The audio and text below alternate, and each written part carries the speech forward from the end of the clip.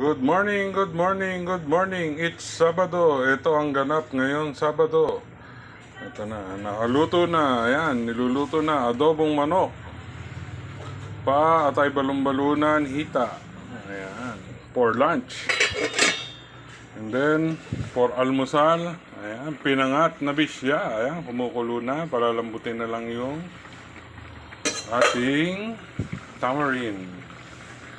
Ayan.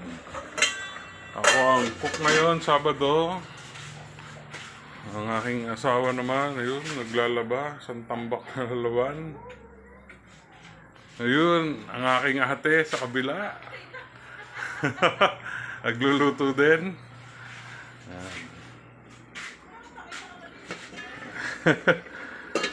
Malayo naman, ayaw pa magpakita.